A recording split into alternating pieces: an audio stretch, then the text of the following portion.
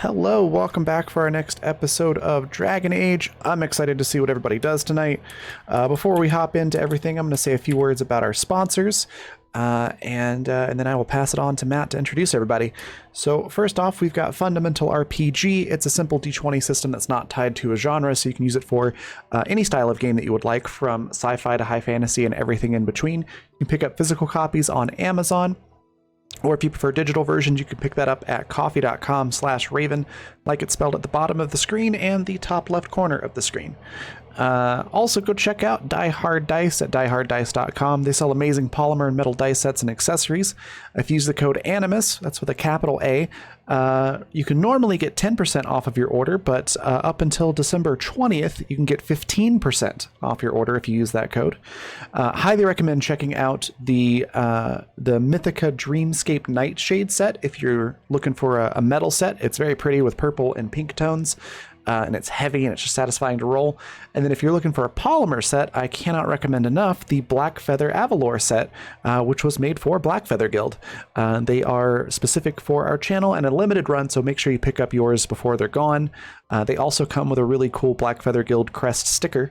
So another cool thing to check out there. There are links to both of those sets right there in chat. And then if you want to catch up on this show or any others that we have on the channel, you can do so at the Fantasy Network at watch.thefantasy.network, or look for Black Feather Guild on YouTube. And then lastly, if you can, go check out Checkmate on Kickstarter. It is a tabletop RPG that is urban fantasy and chess themed. I did some of the writing for it and have worked on a bit of the project management for certain parts of it. So go take a look at that and back it if you can.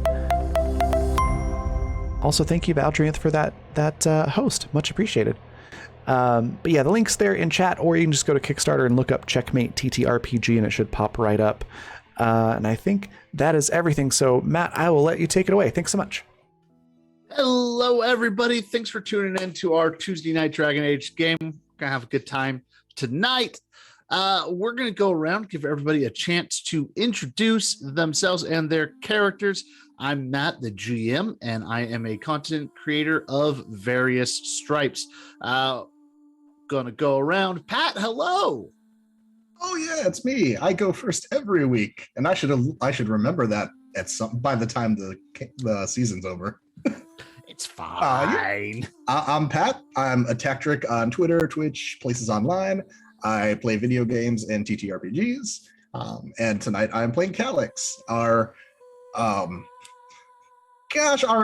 necromancery inside child wizard man who. They start out with the lesson of don't talk to demons a lot with mages, but they don't really give you a lot of advice on talking to the Dreadwolf and or Titans. So he's really just kind of been, just improvising it at this point. Sometimes you just got a yes and life, right? Next up, we have Anna. Hello. Hey there, I'm Anna, aka Archivaltus, funny most places on the internet, queer and trans advocate, museum worker, and TTRPG streamer. You can find me all over the internet nowadays. And I play Mariana de la Morte, the personable rogue who is also a crow, just looking for a sister and has to do some murder, but that's beside the point. And has a fancy new jacket now. Mm-hmm. And next up, I see Historian. Hello. Oh my god, it's me! Hi, team. Here we are, Tuesdays, Dragon Age. I think that we're all gonna have a great time. Last time, we talked about a Build-A-Bear workshop at an ice cream parlor, and I really feel like that is absolutely what is on the docket for this evening. I am IC Historian, at IC Historian, all of the places on the internet that I feel like being found.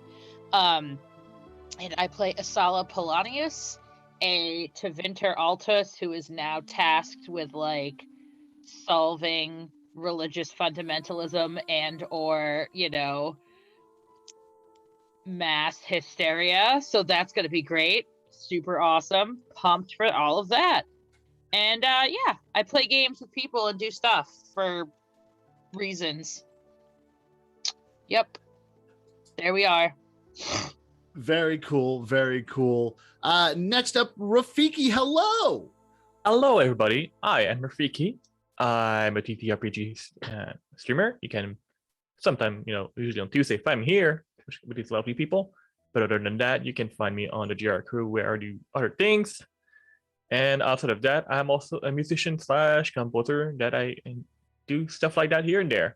And tonight, as I've been also playing the previous night, and for a foreseeable future with this campaign, unless I die tonight, I'm playing Atrian of the Elwood, a Dalish elf.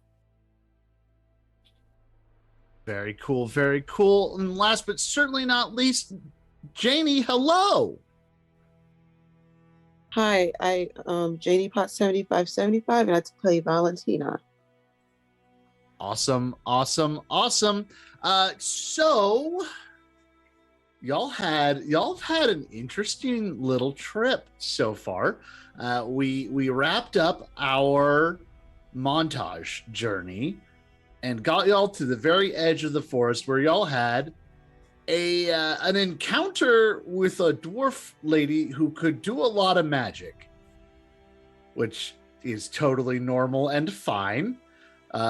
Calix got to experience being all of Earth and, may have smelled colors and tasted music for a minute, but it's probably fine and not anything to worry about with everything else going on.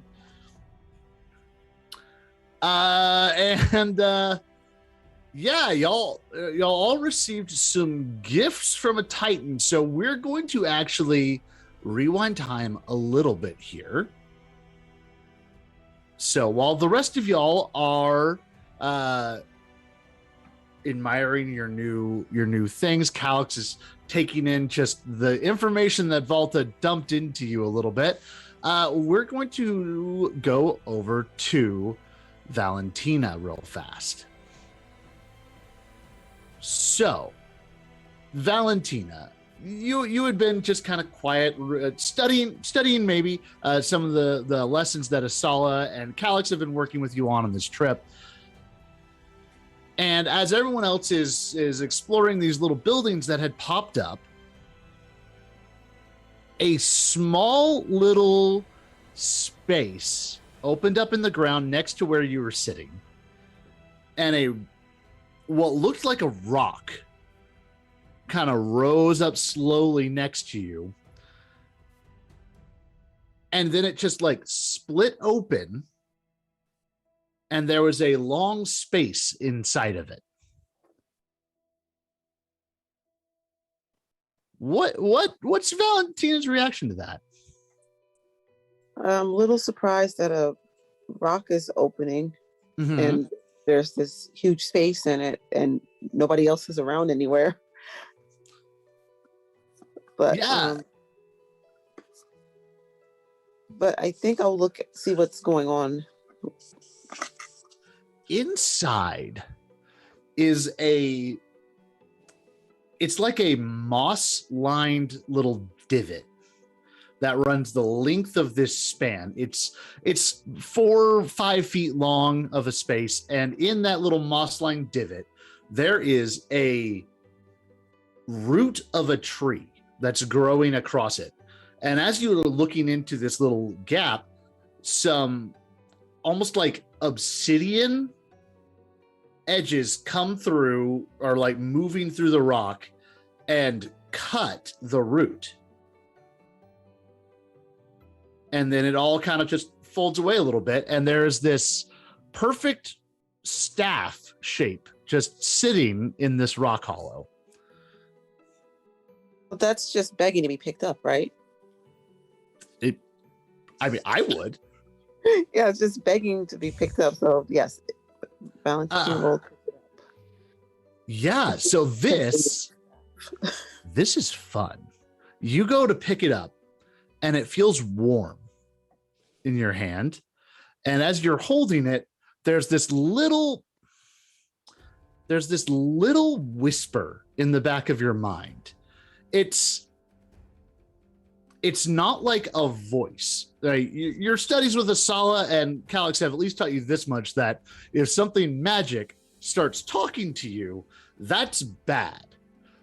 It's not like that. It's just kind of like this little whisper, And you get the feeling that this staff is going to be able to help you learn magic a little bit faster.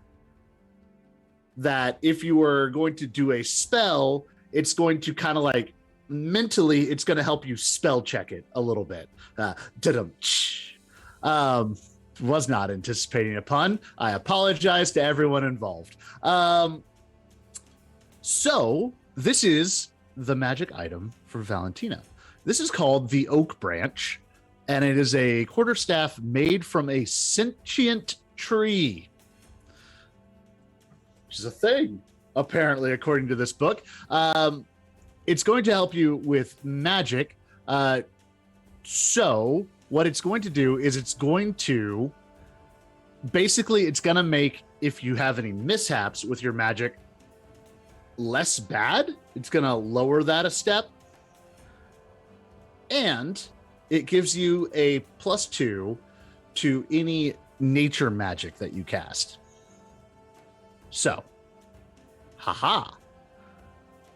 Magic treats for everybody. Well, that's going to go in my not staff pocket, wherever people hold their staffs at. It's part of my gear. Love it. This might be Valentina's first like magic instrument, so that's exciting news. It is. So, what are y'all doing next? Well, we can call it the next morning if y'all like, or if y'all want to talk about everything you've learned over the campfire. Very much up to y'all, but y'all are literally on the edge of the forest. The trees are right there. So, up to y'all. There. Okay. It was already getting late in the evening when y'all got to this little place and had your encounter with Volta. So it's up to y'all. Do y'all want to just fast forward to the next day? Do y'all want to sit and chat? What does the party want to do? Well, because it's getting dark, I'm assuming. Mm-hmm. The sun is running low. Well, today was interesting, to the least. You would say that. I guess before going into the forest, we need to figure out what our priorities are. We can't just run in there blind. It's time for us to sit down, I think, and figure out exactly why everybody's here. All right. Let's set up camp, have some food, and then we can talk.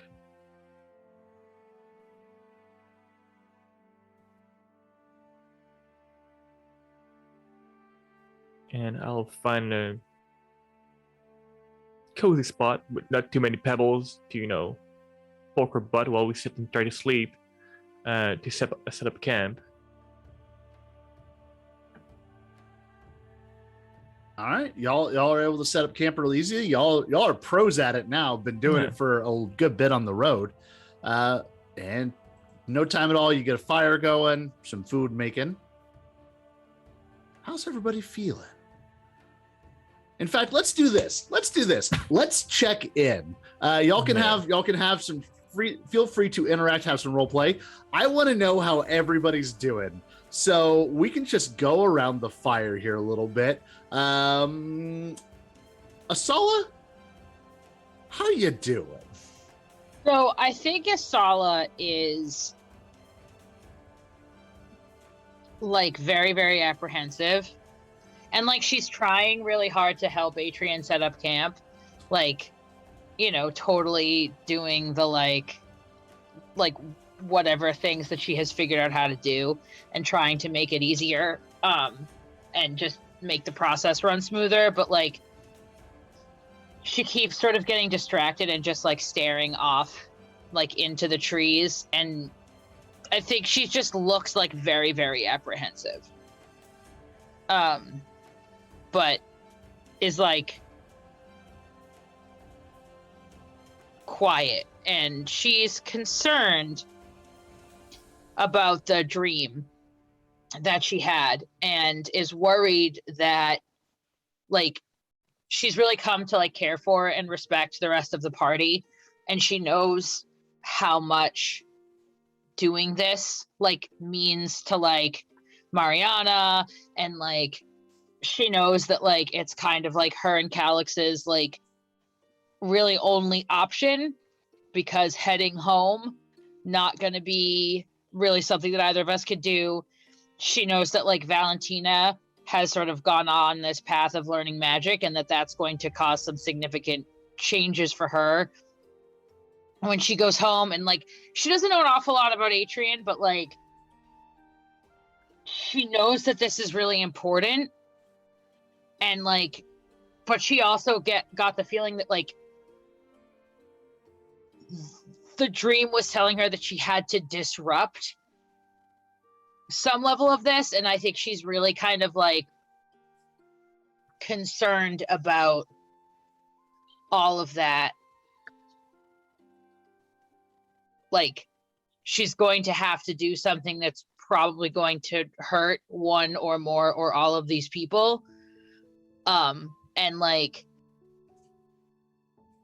just doesn't know if she necessarily like really has the skills or the charisma or whatever it is that she needs in order to stop this cycle from just beginning anew. And so I think that like there's a lot of like lip chewing and fingernail picking and like getting lost in thought and muttering under her breath to herself, and like not quite pacing, but like sort of pacing.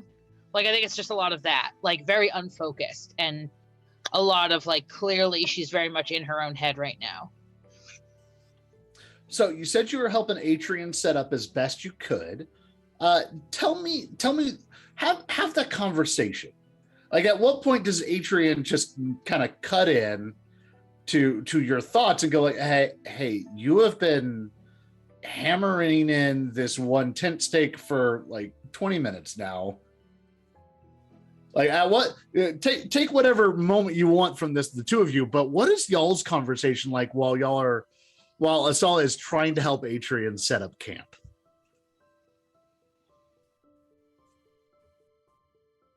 You do know that the sticks go in the fire.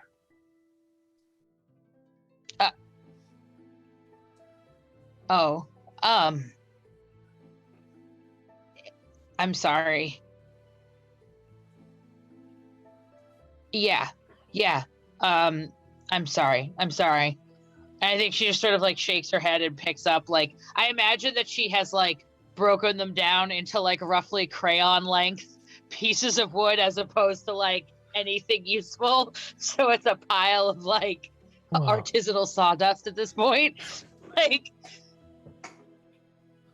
and I think she kind of goes back to like very purposefully, and now they're all like the same perfect kindling length. Like, now this is where I'll put my anxious energy.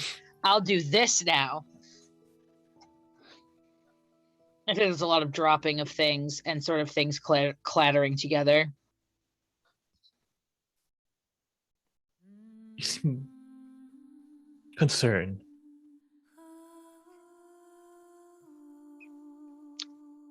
I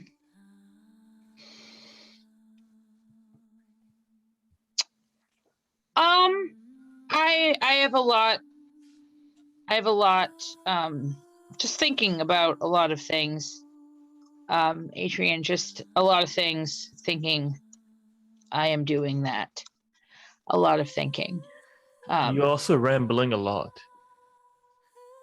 I'm sorry.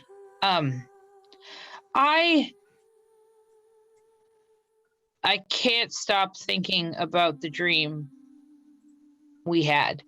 I had, as we all had.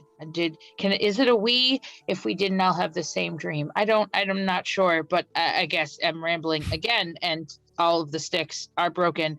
I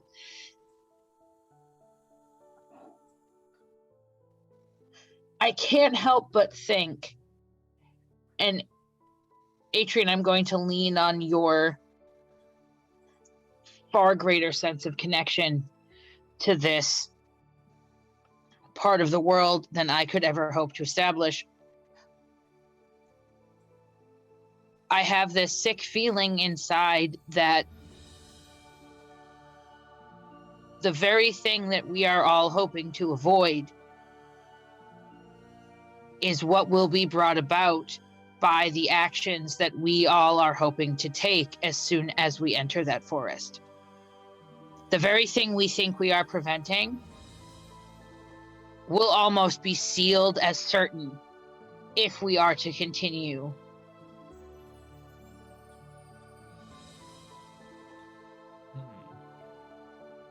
And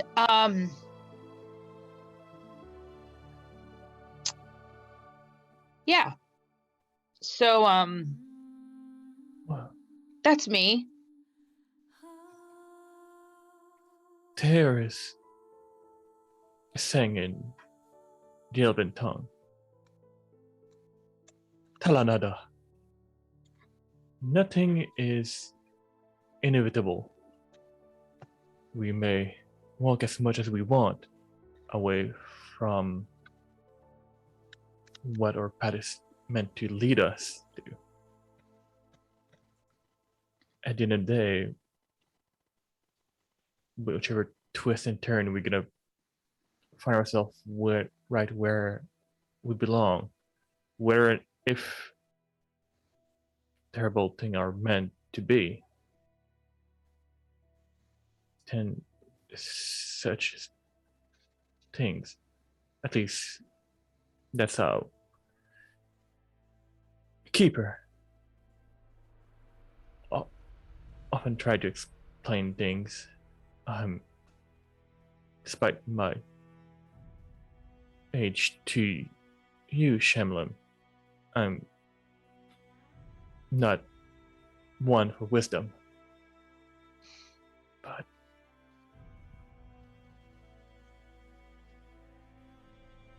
what did you dream about?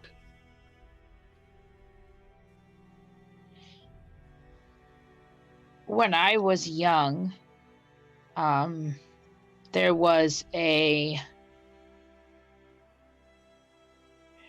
shift in the guiding power dynamics within the Imperium, and many of the families who had sent children to learn found themselves suddenly without land or holdings or wealth, and were being not so gently ushered into a life of, well, more like a not life. And Yeah, I luckily, can understand that part.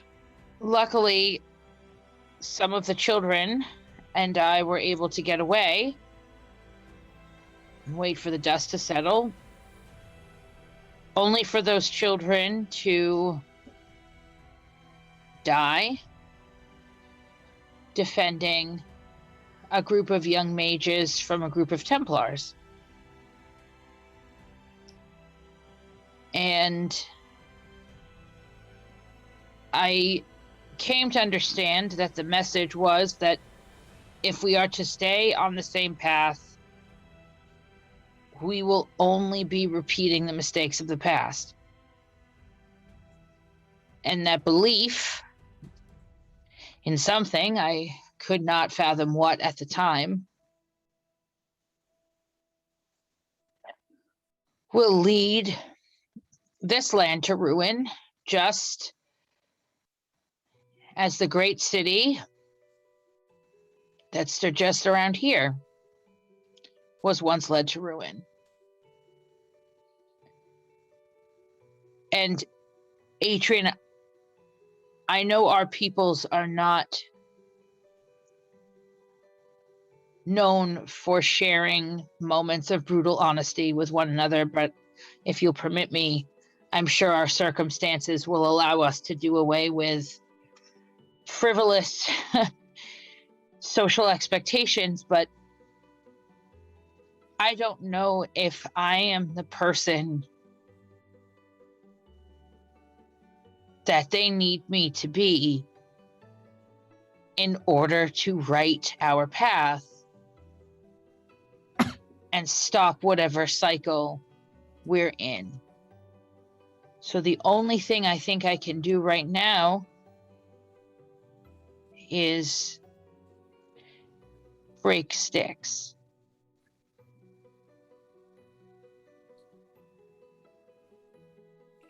Well, first, you're not too bad for Shem. Especially Tevinter Shem.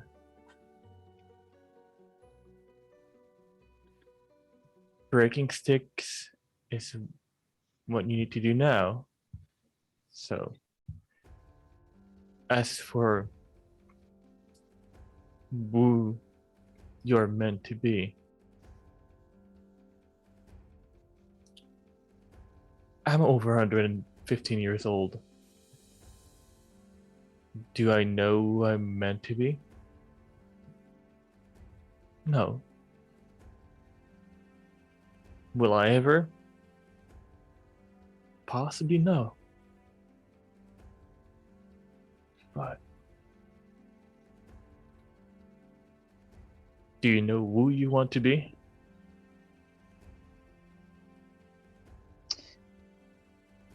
Not yet, but it has become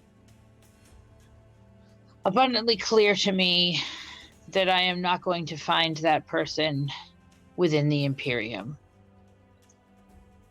And that's why you're here.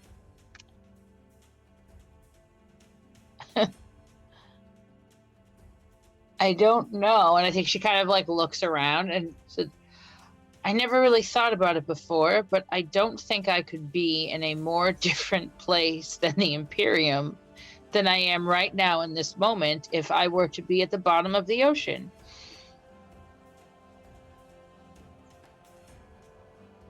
Bottom of the ocean is most likely a bit less comfortable. But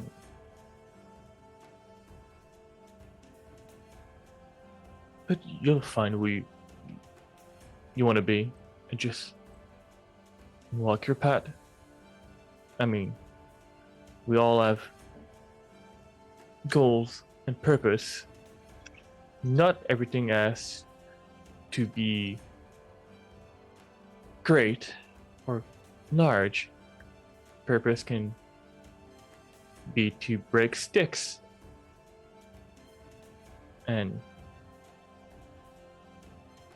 if what you're doing in the moment brings you joy, then so be it.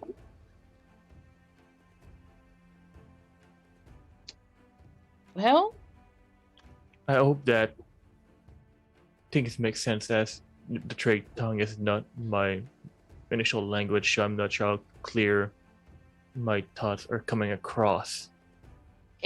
it makes wonderful sense, Atrian, and I am incredibly grateful that you are offering me counsel. And I will enjoy the fact that this evening we will certainly at least have a healthy fire. As long as fire doesn't spread, and I'm just gonna turn and look at the woods. Also, don't venture alone in the night in the woods.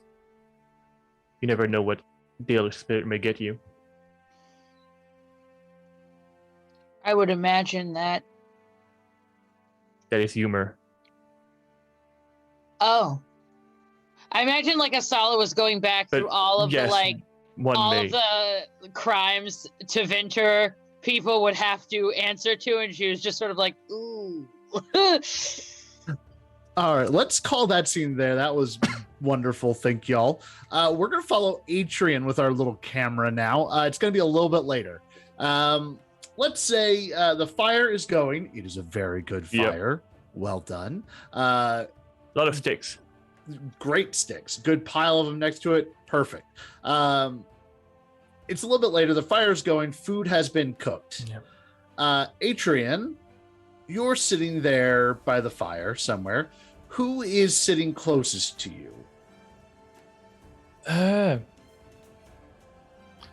mean, one of my, companion on weird wild adventure has probably been Valentina, because we had a shopping day together and we did not get lost in the city, so that was a win that day. That's most likely Valentina is possibly next to me or close. I mean, I'm assuming that Sala's not too far, but Yeah, no one's terribly far, but no. Valentina's the one that you're probably sitting closest to. Okay. So, Atrian, after that conversation with Asala and remembering your own dream, what do you talk to Valentina about? Like, what about the last few days do you bring up? What is your conversation with Valentina like? In fact, you could just start it. Yeah. Have your conversation with Valentina here at the fire after dinner. You seem to be adjusting to the road. Yes, and studying a lot. It's a lot of walking. It is. One gets used to it, at least. If that's how I've always lived my life. Have you Do you gone miss- many places? Sorry. Have you gone many places?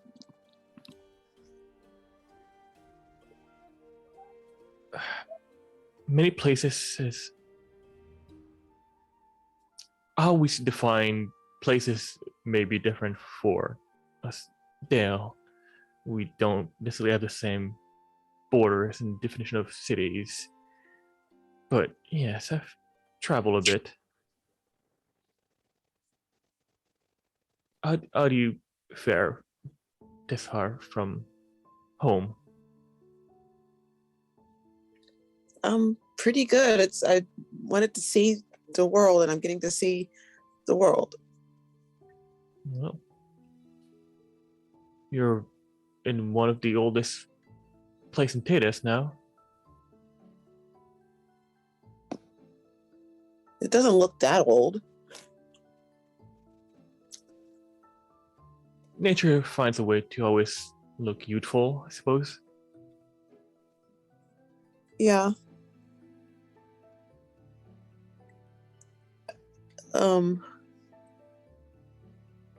Yeah, I'm glad I'm studying. You all look like you've been through some things.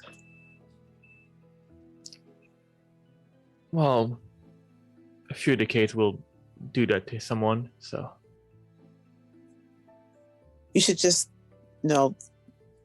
have more picnics, chill out more. I mean, a lot of my nights when I'm with the clan were somewhat similar to this. Friends, family around the fire, eating, sharing food. But I mean, like, we should do this something more fun, or release some steam, because I'm not too sure everybody's as relaxed and happy as I am right now. Well, I know that that mage seems to be still seeing colors here, but not. It has been a journey, and I'm gonna be playing with the Hala figure that I've been carrying with me since the beginning of my journey. But we're hopefully nearly there. So, what? I'm still honestly unclear about why you're traveling. What was your life before? Not much. Just the parents had a shop. We got to see the people who travel a lot. We got to hear their stories, and um, see. Sometimes we'd see a few battles. It was all the same. Just kept happening over and over, and I just wanted to see what else there was. There's more to life than just doing the same thing over and over again, day in and day out. I suppose. I mean, then again, for you was the shop. For me, then and there was walking, hunting. So, potatoes. Yeah, it would all be the same. Yeah, I agree with you. Glad that you're finding happiness. Seems to be a bit a rare thing these days. And that despite everything that you decided to go for with this, as for what I understand, you may be the only one going in for the joy of the story and telling story, which is good. People need to tell story. They do need to tell stories, but also I don't think people should just always stay stuck doing the same things, even if they're used to it. Sometimes it's okay to change. It's okay to learn new things, meet new people. It is. Sometimes traditions can be changed.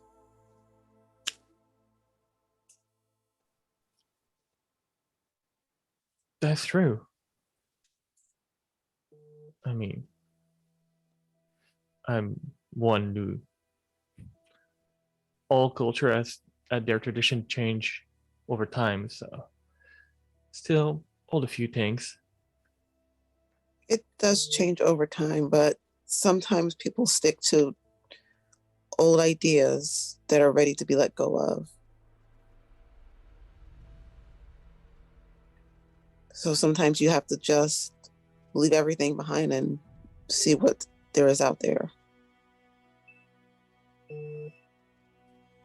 And as she's saying that, I'm gonna,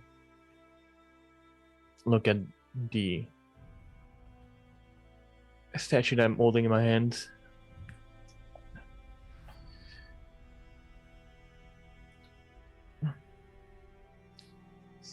I guess one sometimes need to leave things behind. Sometimes what has been left behind needs to be found again. So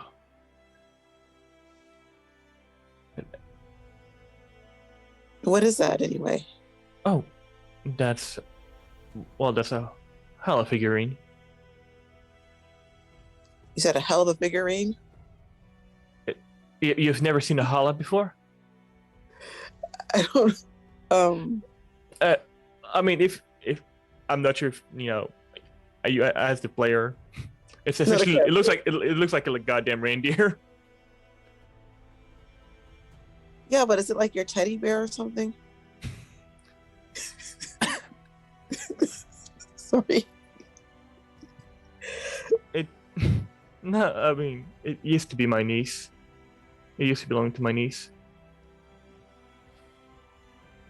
That's why I'm here.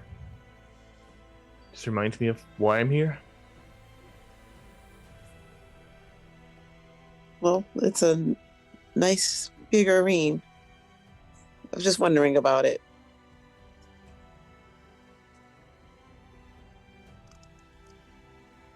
Did you see my new staff?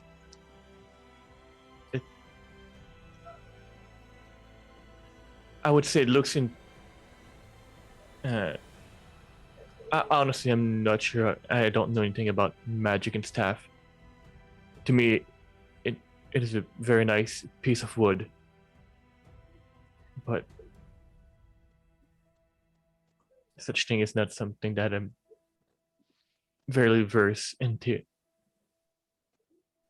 But Well, now you know. And I think we'll call that scene there by the fire. That was very good. Thank y'all. So it's a little bit later in the evening, probably just about time where y'all are going to be putting the fire to bed and heading to bed yourself. Valentina, where do you go before you go to bed? To go maybe off by yourself a little bit or just walk around? What does Valentina do just before she's about ready to bed down for the night?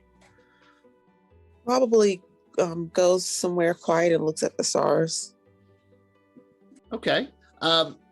So I think you had probably noticed a good place earlier in the day when y'all were setting up camp, and you decided that'd be a good place to go and check out the stars tonight. So who is there? It can be anybody. Who is already at that spot when you walk up?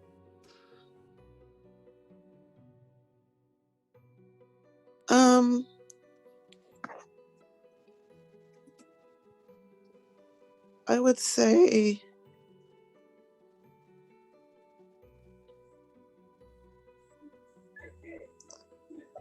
what is Calix doing? Is he there?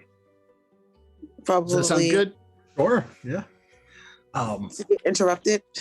No, I think Calix might be there looking like maybe he's coming down from a bad trip. Because I'm trying to remember exactly where we left off, but did Volta teach me how to sing? Is that what happened? What happened? Volta, I know my eyes turned blue or something. Volta taught you, well, the Titan that is kind of sort of possessing Volta a little bit, because that was kind of how Inquisition left her in the DLC. The Titan that is kind of possessing Volta taught you the name of the Titan under the city. Okay, got it. Yeah, so I think between that and when Volta showed me the song earlier and I was a mountain for a while, I think Calix is just like laying on the ground, just staring stark straight up at the sky. Like just this, he's had a lot of very shifting self-perception things today where like, oh, I was very big and close to the sky and now I'm smaller and not attached to the earth anymore and a lot further away. Am I going to fall? What is happening? Yeah, that is what his terrified face is conveying. So Valentina probably should not look at the stars and like see if Calix knows what's up there and how far away they are. Right, hi. I do know those things. I don't know them right now, but I know those things. Can you fly up there? Can I fly up there? Is that what? Sorry. Yeah. I can't fly. And definitely I'm not sure that even the things that we know that fly, at least they couldn't get there conventionally, as far as we know. Or at least there's no records of, dragons flying in from the sky, from the stars. So it's further away than the dragons and that fly. I guess let's just, if Eddie went there, none of them came back to tell about it. So probably. But as But it this, must be big. yes, no, it's very far away, but there's quite a few things that my perception of what is possible has been challenged quite a few times, just in the last day or so. So may not be impossible. to get to the stars. Yeah, I mean, you say your perception's been challenged. Why did you think things were not possible?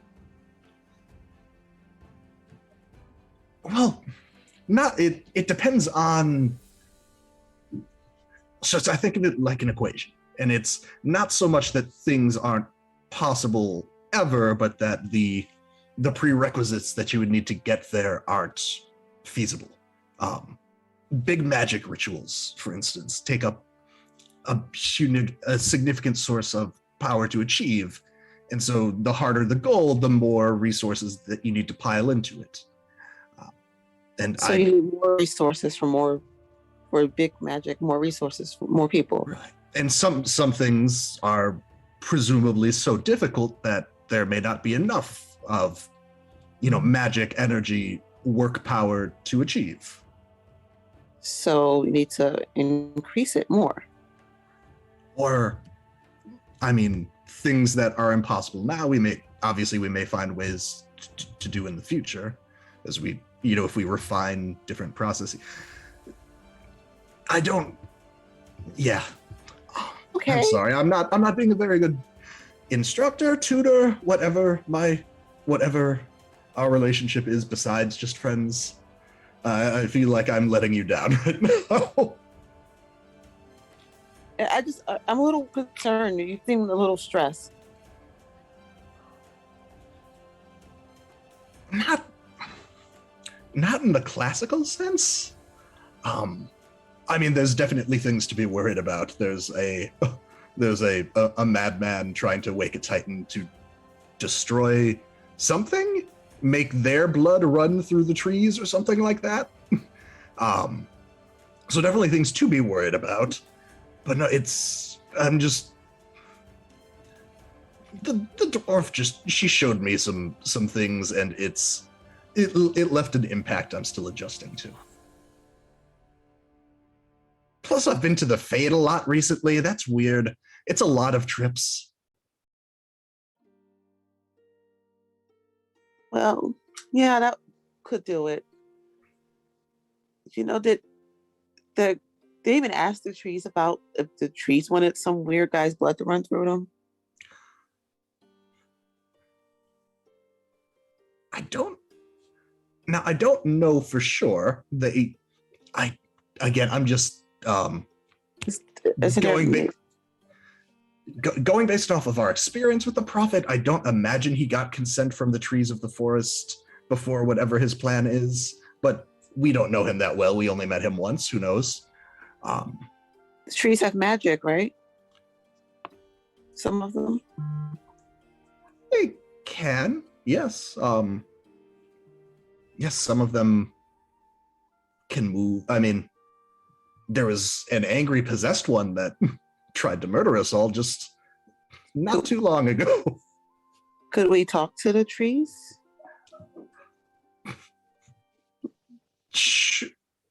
Yes, I don't know how. Okay, because maybe they could help. I bet you that we can, because apparently you can talk to the rocks. So I imagine there's probably some way to do that with the trees too. We just need to find the appropriate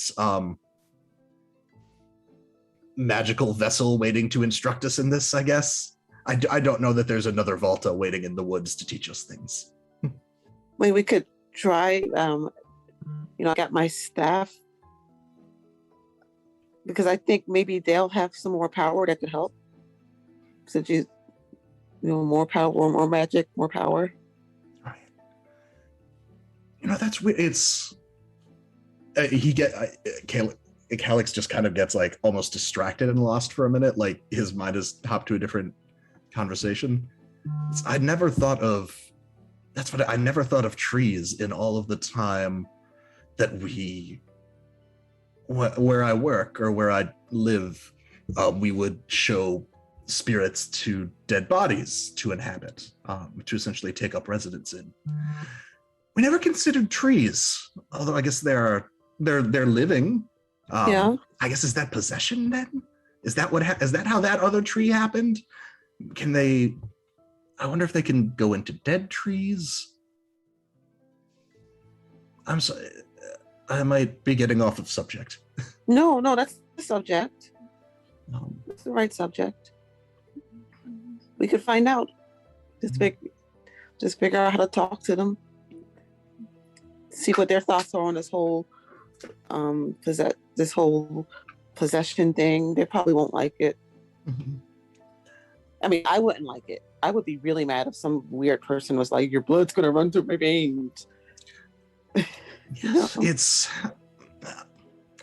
that's fair. He's a bit of an asshole, from what we can tell. So it's See, you upcharge those people. You round up, you give them the stock in the back. It's like push them out the door. Yes, that was always part of the nice thing about working in the crits is minimal customer service issues. But yes, it's I think maybe what has me on edge is just the number of unknowns still. We don't know how he's controlling all of the workers that he's using, that he's abducted essentially. Don't know how he's planning on using the Titan. I like having specifics. I can work to thwart specifics. I can't just come up with a plan for a big lingering angry cloud. But there's a lot of specifics that you don't know, like that's the problem. How do they work? What about you don't even know how far away those stars are. I mean, do you even know how you work? Oh, do you mean the human body or magic? Yeah. Most of my every day. Most of my experiences with corpses, but you pick up certain pieces of anatomy throughout the mummification process. But do you have still? Sorry, I couldn't hear you. Do you still have unknowns, or do you know everything? I don't think anyone knows everything. Right. That's exactly.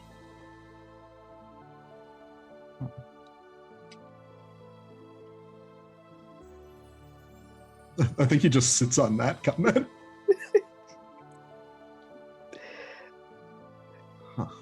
Valentina's like pointing out, like looking at the stars. Just, she's in a good mood. Not stressed by this at all.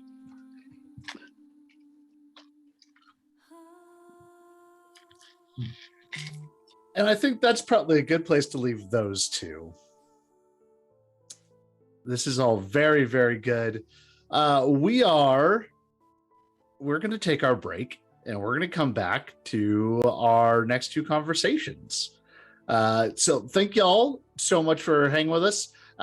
Go grab a drink of water, do what you need to do. We'll be back in just a few minutes.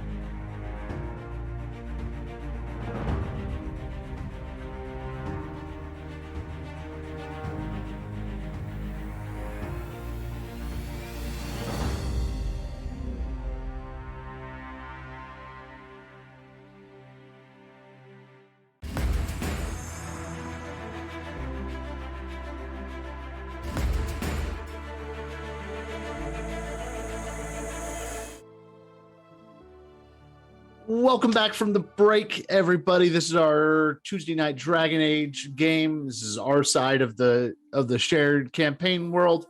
We're having a great night of introspection and conversation with everybody. I say night. It's the next morning now. We're gonna get everybody to have their good rest because y'all need it. Calix, who do you find first thing the next morning? You wake up, you're doing your normal routine, maybe walking off. However, Calix does his morning. Who does he find and where? Oh, that's a second thing I have to choose too. Sure. That's too many things. Hey, if you want to just choose the that's first okay. one, we can pitch off the second one to somebody else. I think he finds Mariana. Okay, Mariana, where does Calix find you in the morning? I think at the edge of the campsite.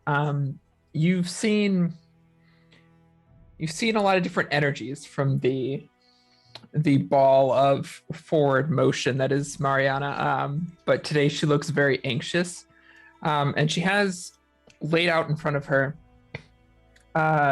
the knife that you recognize, the one she keeps strapped to her thigh that she always goes to first. You see a couple of other knives too that you've never seen her use. It looks like a short boot knife, a couple throwing knives, a long thin blade that looks almost like a needle.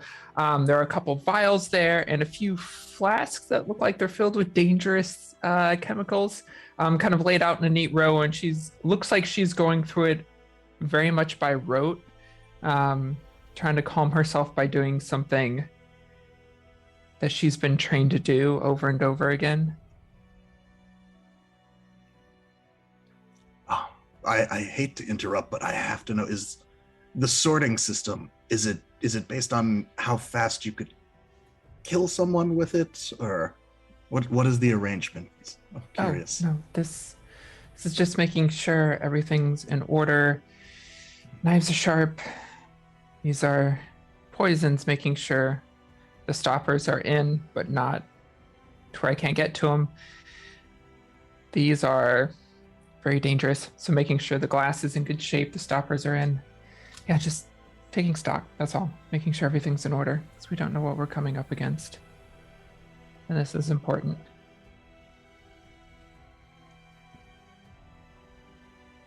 Good morning, how are you? I think I got the majority of my shaking and jitteriness out last night. So a bit better. It's all still there, it's just better at pushing it down, I guess, today. But I thought of an answer to a question you had. We were discussing, I was going off on, I think, too long of a tangent on how the Prophet might be manipulating the Titan. Was it a zombie Titan? Did he have control of a living Titan? Was he possessing it? All of that. And I think you helped try to focus me onto, does it matter? And focusing on not overextending, I guess, my preparations to things that I can't control or that will not change. Although I did think of an answer to that question, which was, if I can figure out the best way for my team to then end him, then it is a useful question to ask. And I just wanted to thank you for that, because it's helped me reprioritize the infinite list of questions that run through my head in terms of priorities for what is useful for making us all succeed, as opposed to what would be just fun to know. Well, I'm happy to help. I'm no stranger for things kind of bouncing around in my head, especially when I get nervous. So I'm glad I was able to help ground you for that.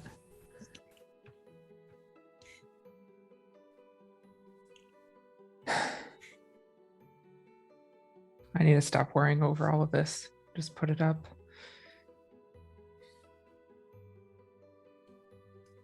I don't usually do this by myself. My sister and I usually work together. I was in Kirkwall by myself, but that was easy. It was just stealing documents. It's child's play. I don't usually do jobs like this without her.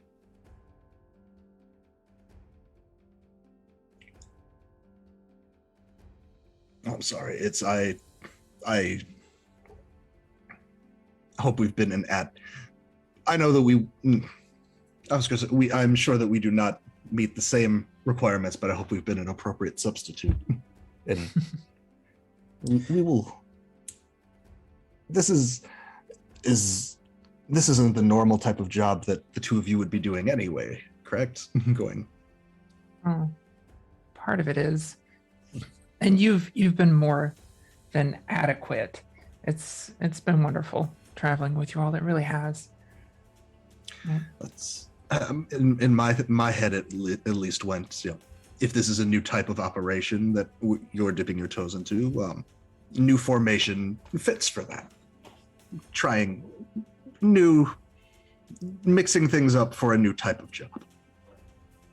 That's true. Are you willing to help me in a job then?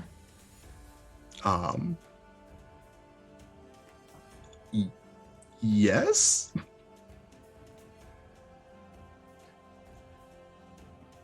Part of the contract I'm picking up, I'm looking for a keeper. Here, Keeper Garen. I need to deal with him. Or them. I don't know that I ever got those details. You could help? What kind of deal are you striking? She gives you a very pointed look. Mhm.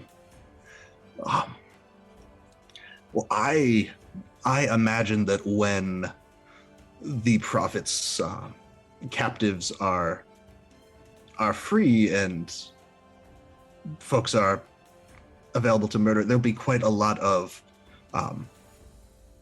crowd organization and identifying folks to help them get back to where they need to go, where that information would, I'm sure we could find it. From what I'm told, he's separate from the woods. I don't know, when I saw my sister in the dream, she said that he was too important. He wasn't being subjected to the song or something. I don't know. I think we'll find him nearby, but yeah. And then after I deal with him, I have to find my sister. I have to find the other crows who have gone missing, and I gotta bring them back. And it's a lot, and I hope I can do it.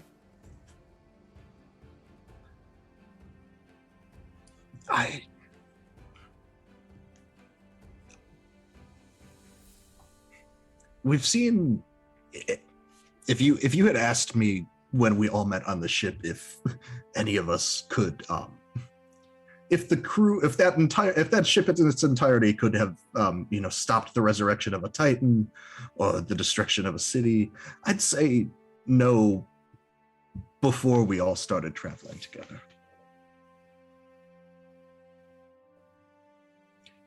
We've seen so many things that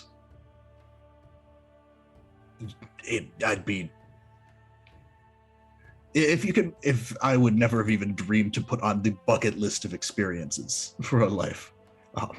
Speaking to, gods, all of it in just such a short span that I can't imagine there's a better equipped group to do what we're about to do.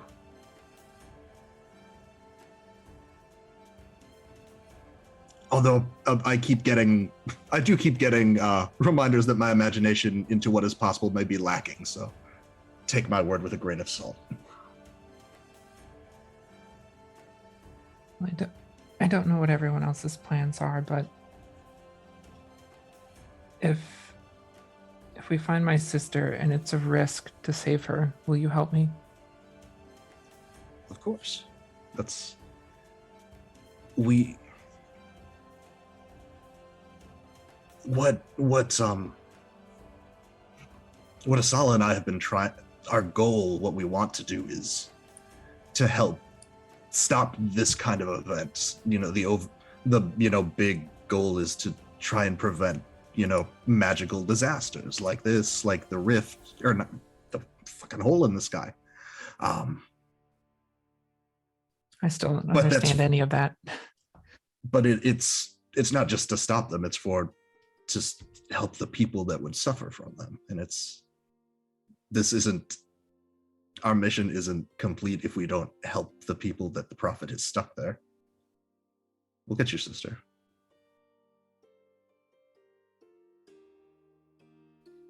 You're right. This is a good group. Thank you. If you see me pull these out, and she points towards the flasks at the end of the line, stay back. Sounds fun. At least 2 yards. Perfect. That was very good. I'm loving all of these. So the camera's going to follow Mariana. A little bit later in the morning, the camp is coming down. Let's loop it back around. You bump into Asala. So, Asala, where does Mariana bump into you? What is Asala doing as camp is coming down and y'all are getting ready to hit the road? I think Asala is going through some of her own magical accoutrements. So it's almost like the mage version or the magic user version of what Mariana was doing, where she's got like the books that she has collected, and she's got like some like sort of scraps of like different things that she and Calix have like worked on to try to work out spells, and like different herbs and different like things that she's just sort of picked up that might be of use to someone, and she sort of is cataloging them. There isn't an awful lot of prep work that she's got to do, but it makes her feel like she's doing something effective to prepare. All right. So, Mariana, you are approaching Asala. What's going through your mind right now? Why is Asala the one who sticks out to you in this moment? I think because I see this similar thing that she's doing, and it's something I recognize. And even though I have no understanding whatsoever of magic, I understand kind of this need for being organized, this need for keeping everything in a line, in a row, and using that to keep yourself calm. So I approach her, I think, and kind of squat down in front of her and just kind of poke at something. What's that used for?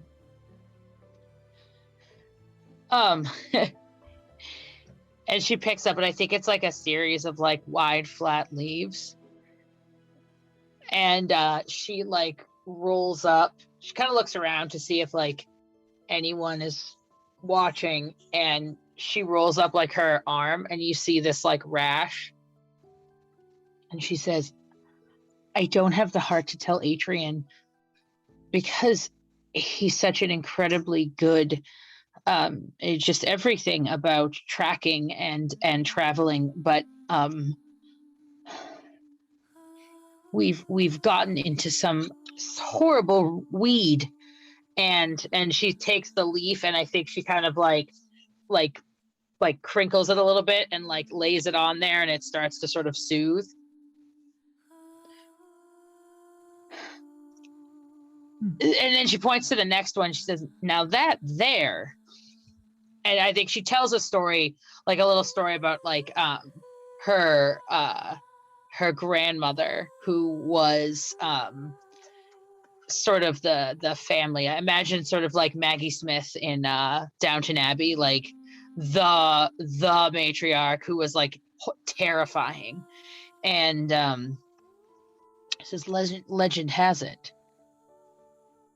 This right here cost my grandmother 3 husbands.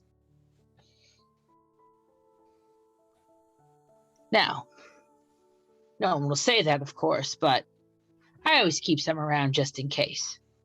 And I think she just sort of goes through and talks about like a couple of the things and like the scraps of paper and like we when we stopped at that clearing,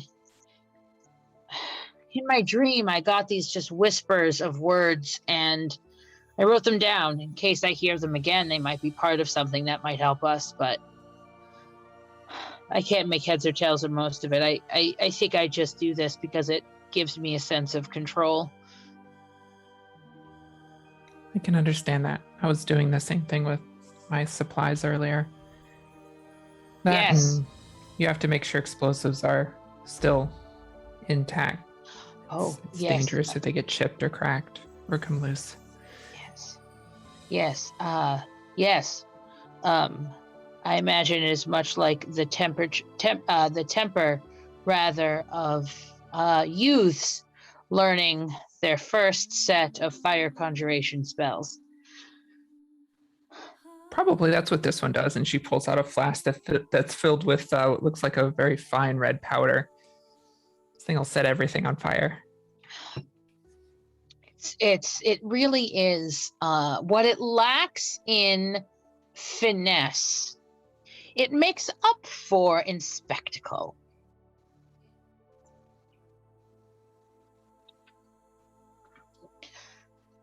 We'll just have to be careful when we go in there. And she kind of nods in the direction of the forest.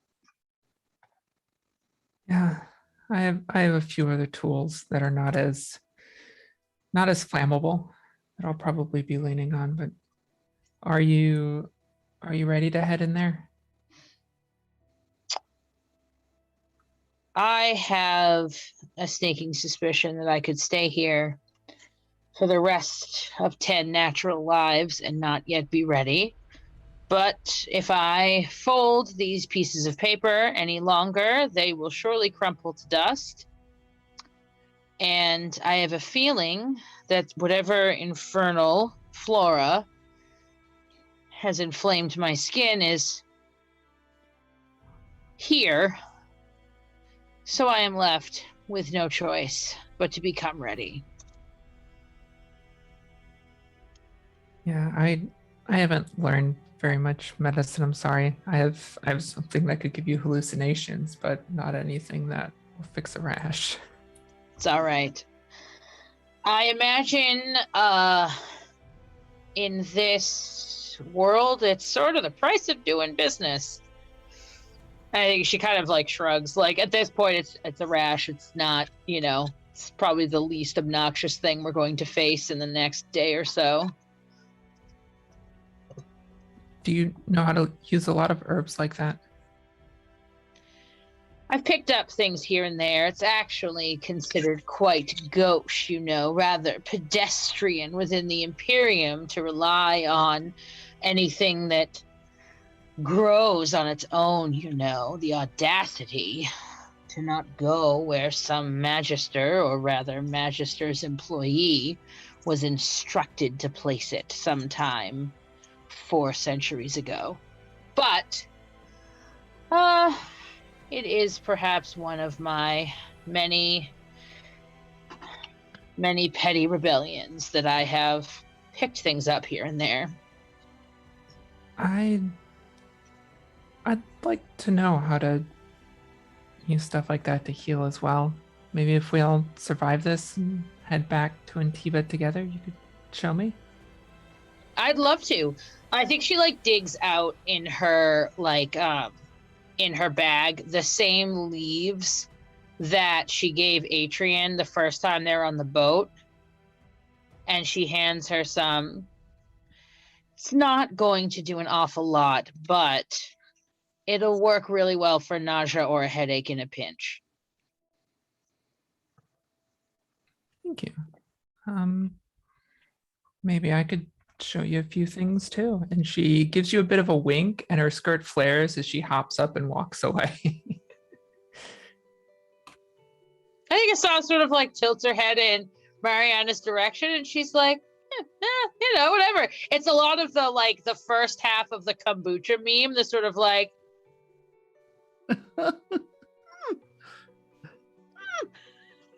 yeah. I think as Asala makes those reactions, the camera kind of pans out and follows Mariana walking away, the whole team assembling, kind of forming up behind Atrian and heading into the woods. And then the camera rushes out across the woods, flying through branches, real cinematic stuff, the kind of things that we put our budget into, and winds up at what Atrian and really every Dalish elf would tell you was once the heart of the forest. You know, there were a few ruined structures still left on the edge, but when the Tevinter Imperium sinks a city, they sink a city. And the forest reclaimed it, sure. And it was always a meeting spot for the Hala herds in the forest, a sacred place. Sometimes some old golems would activate and try to wander home and wind up there. People would call it the meeting of the minds if they ever saw more than one there at a time. But that was long ago. Now, there are no trees. There's a hole. And it just goes down. And down. And down. And down. Until one of the mind-controlled, ensorcelled, whatever is affecting them, elves that are working on the project shovels aside a load of dirt, and there's a stone roof underneath. And from the top of the hole, the prophet looks down. He's fingering a book in his hand. He's got his staff. He lays his hand on a rock nearby, and he whispers to it, "We're nearly there. Won't be long now." Far, well, sort of far away in the woods, the other direction, the camera catches sight of a band of darkspawn walking through the forest. Because any excavations into the heart of stone, who knows what they'll find there.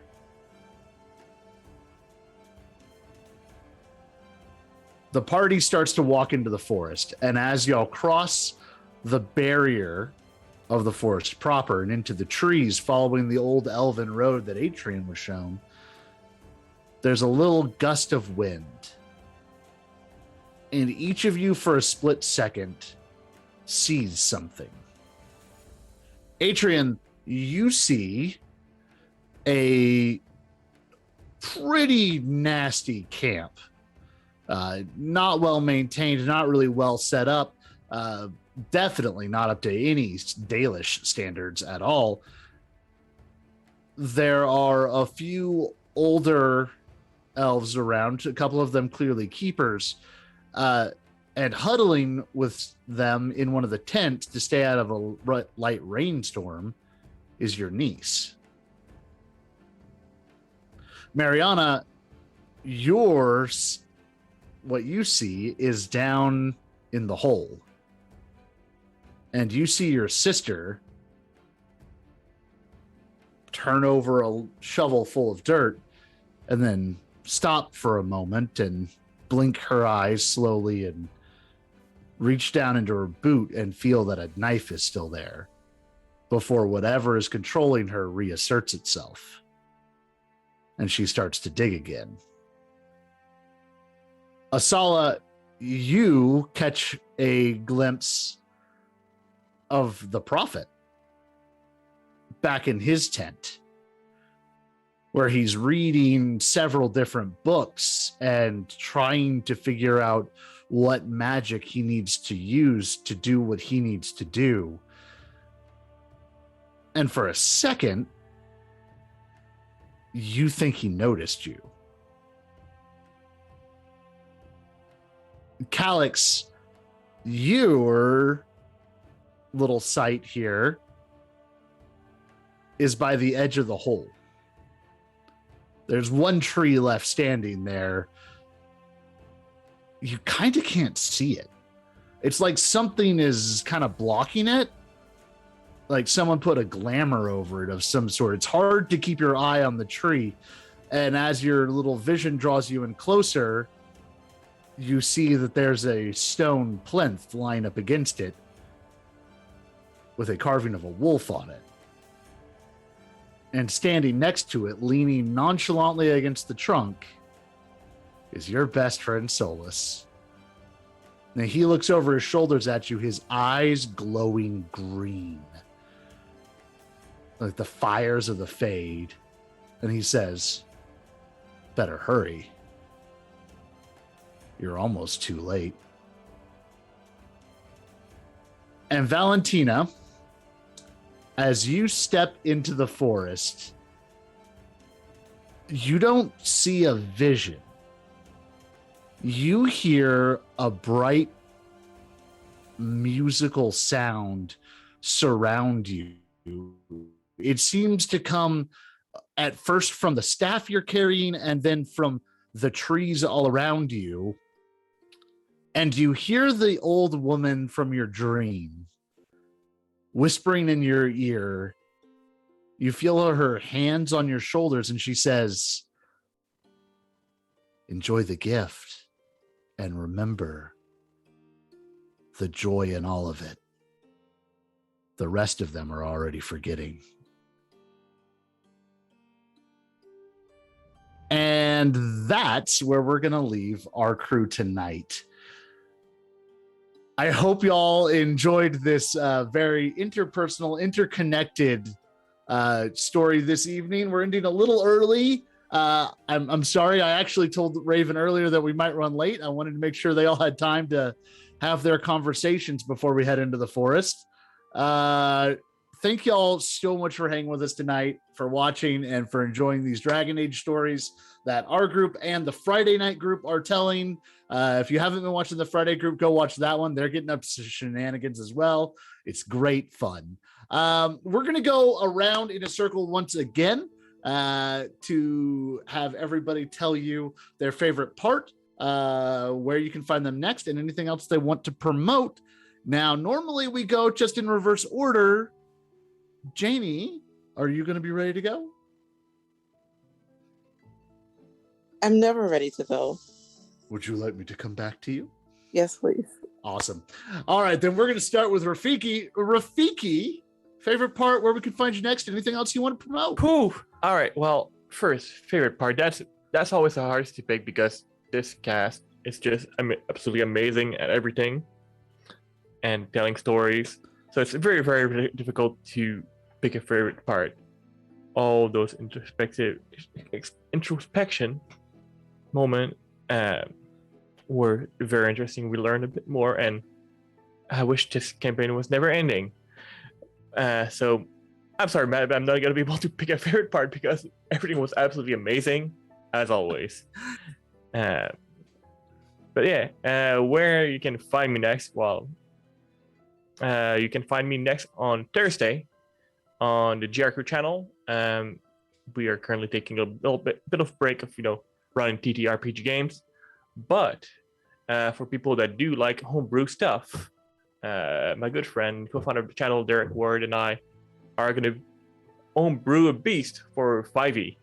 So I don't know what our evil genius mind will come up with, but yeah, just swing by and maybe help us with that.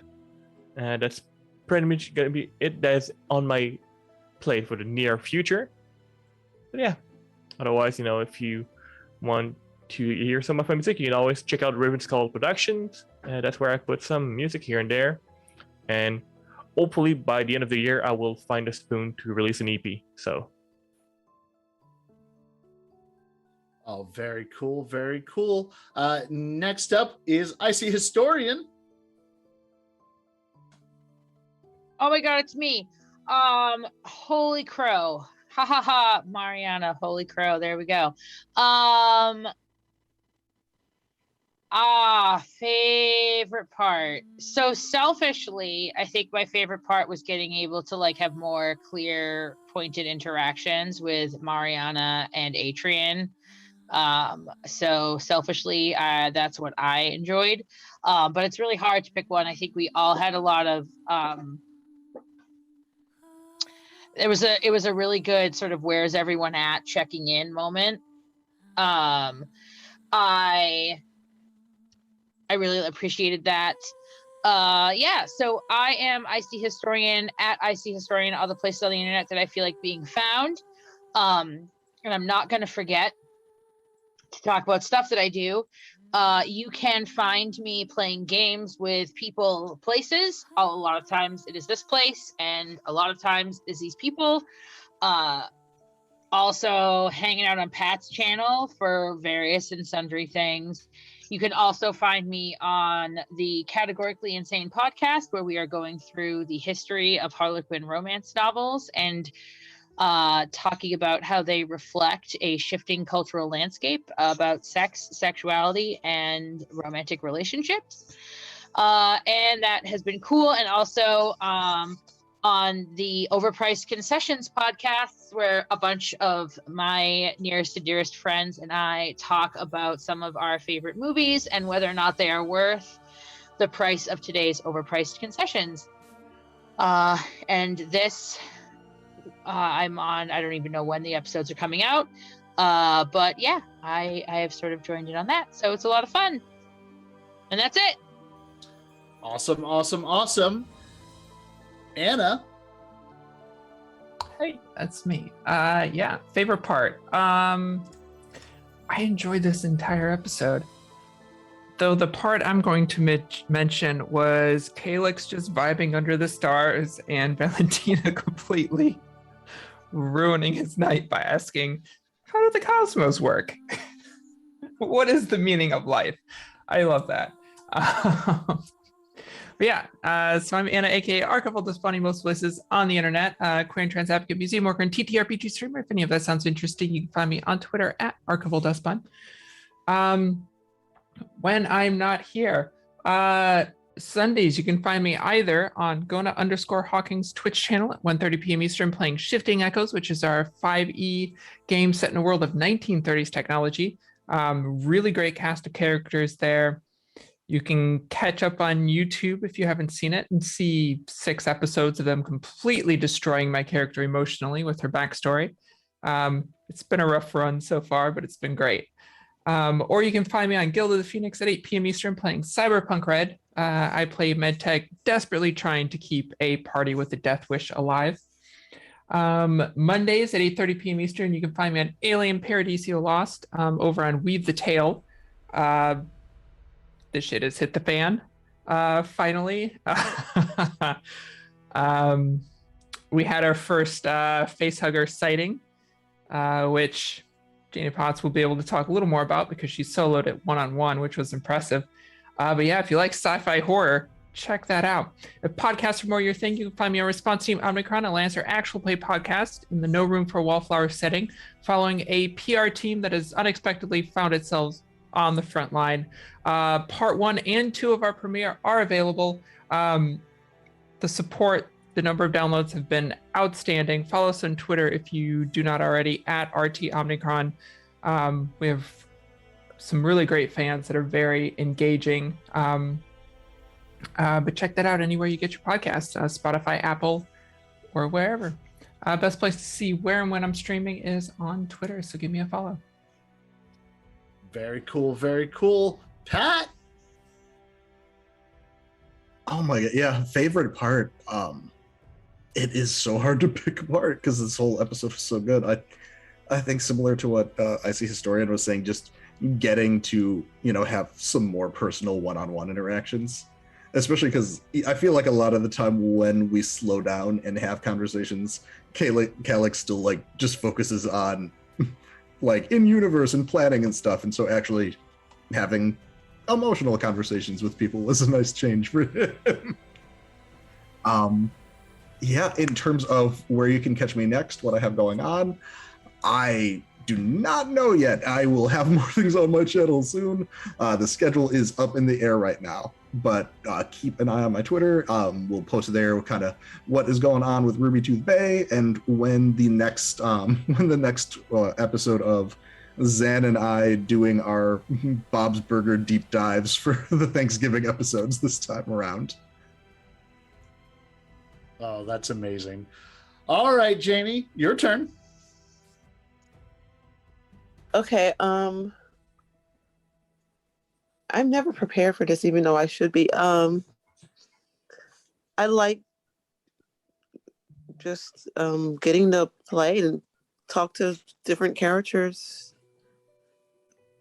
Find out things. Well, I guess it was kind of, I'm not making much sense. I liked all the introspection and the talking and the all that we did tonight. I'm in things. I know I have Alien because I got reminded about that. And yeah, things are not the best. My character found a face hugger in her living quarters and sold it with a kitchen knife. And now she is in, I think she's still in like the drunk tank. She's not drunk. She just kind of was really stressed out over finding a face hugger in her room.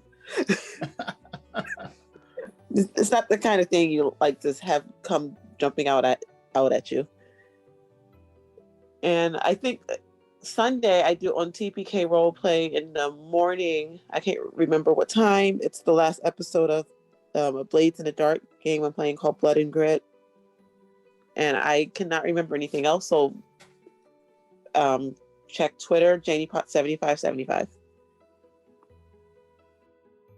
Very cool, very cool, very cool. And I am Matt, the GM for this amazing party, content creator of various stripes. You can find me on this channel on Thursday nights with the Star Wars game.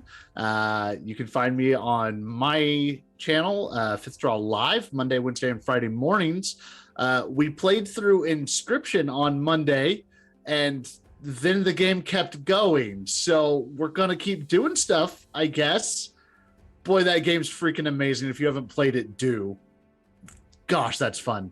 And I have a podcast called Hard Reboot where me and some friends take a public domain property and give it a fresh coat of paint. You're going to be getting 2 more episodes from us this month because we're awful at planning.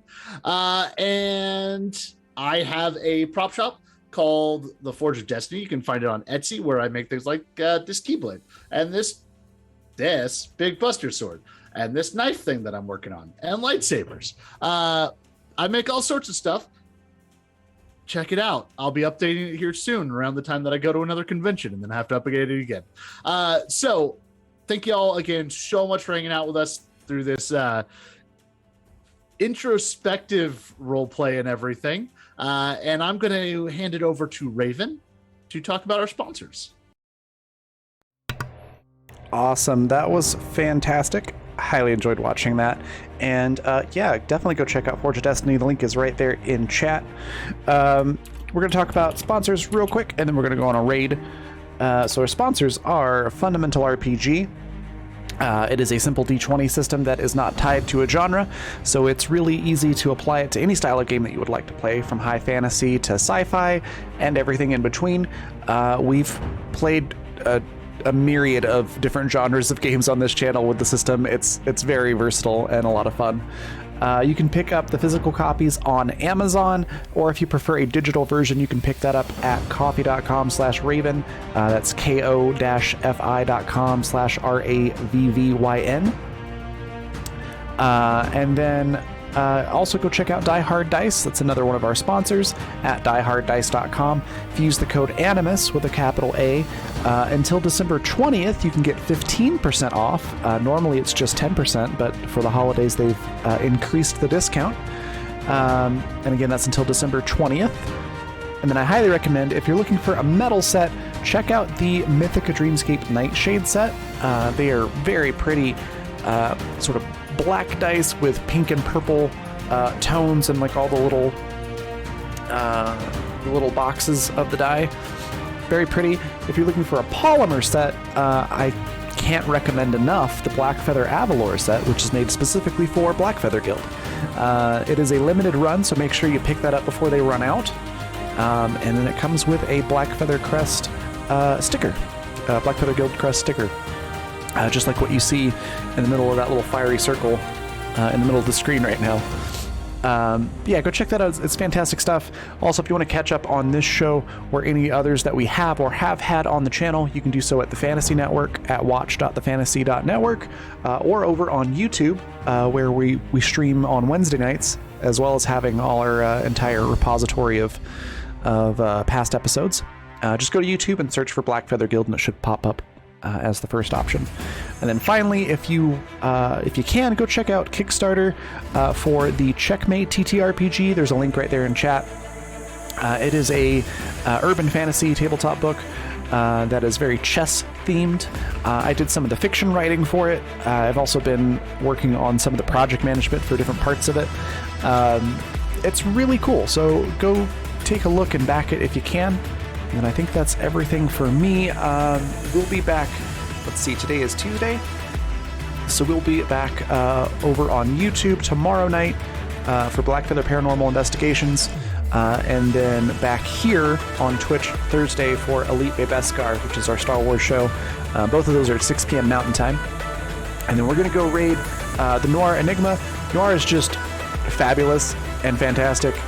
If you're not following him already, do yourself a favor and do so, and go say hi. And then I will see you all tomorrow.